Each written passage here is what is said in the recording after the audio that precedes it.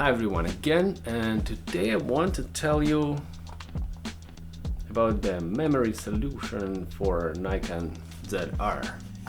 As we all know how expensive those CFExpress Type B cards, and this would be a solution. This is a CFExpress Type B card for which we need an SSD M2 2230. Let's try and see how it goes.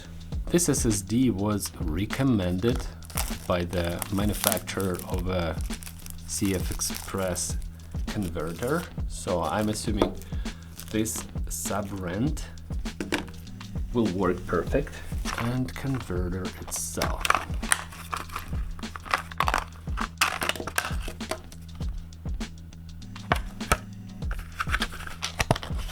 They state read speed is 1800 megabyte per second and write is 1200 megabyte per second, which should be sufficient for red raw codec. These tiny screws, I'm not sure if you can see this is the screw, but it is.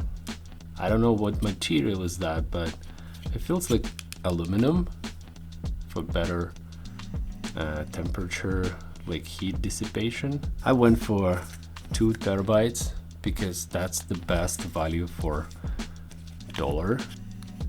Wow, this is tiny. I did not expect this to be so small, and when I saw the converter I was like, will it fit inside? Apparently it will. Okay.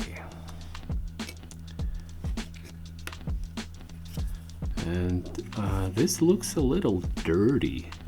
Maybe after CNC machining, some kind of leftovers. I'm not sure. Be gentle with it. That fits perfect. I will not remove the sticker for now. It may work as a little thermal cushion. Let's run first test and then see how good it will handle it, and then we'll apply thermal paste. Good. And we still have 4 extra. I wish they put like 20 of them, because if this thing falls on the floor, you're never gonna find it. I think it's in.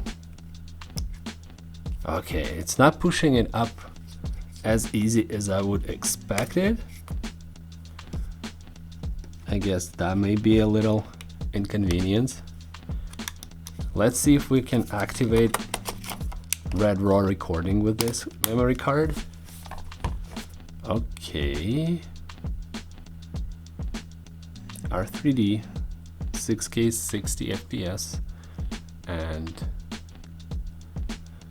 raw quality high, and the destination is CFExpress. And it shows me 1 hour 10 minutes of recording time, which is very impressive. Just want to show if this will go smooth and will allow me to record. Okay, we are 15 minutes in, and yes, camera got a little bit warm, like in this part. I would say maybe like 40 degrees Celsius. Nothing crazy. And I have settings in my camera for overheating warning, normal, not a high. So I'm just thinking when I'll get this warning. So you can see the time, 15 minutes, and what else? 54 minutes left. No thermal paste, just the built-in sticker, whatever, heat dissipation was on the SSD. Recording interrupted, please wait, at 17 minutes 35 seconds. I would not recommend you to leave heat warning at high, auto temperature cut out, because first of all, it's not good for any tech things like phones, computers, cameras, and secondly, it may drop your image quality, which is not good. So I ran another test for 6K 24 FPS, and I got 44 minutes of a recording in Red RAW on this CFExpress Type B card. So, and also you can still record H.265 after this fast memory was filled on a SSD, which leaves you with like a bunch of space there you can use for photos and videos. If you want to format this CFExpress with an SSD inside, you need to go and click format, but pay attention to this. For full format, press the Fn3 button. So, and if you press Fn3, then it will allow you to fully format the SSD, which is this DIY CFExpress card. Then you will be able to record again. So this quick format will not allow you to record video again. So the conclusion. I think this card, even though it has capability to record only about 450 gigs of a Red RAW video, it gives you a lot of room to continue recording in H.265 and store your photos. But what I want to point out is that this card does not overheat. Even without the thermal paste, it did not go crazy. It never got me a warning about the temperature, which is very good. And it's so much cooler when I recorded Red RAW 6K 24 frames per second. It gave me 44 minutes, and it was, I would say, 15 maybe degrees lower. I'm talking Celsius.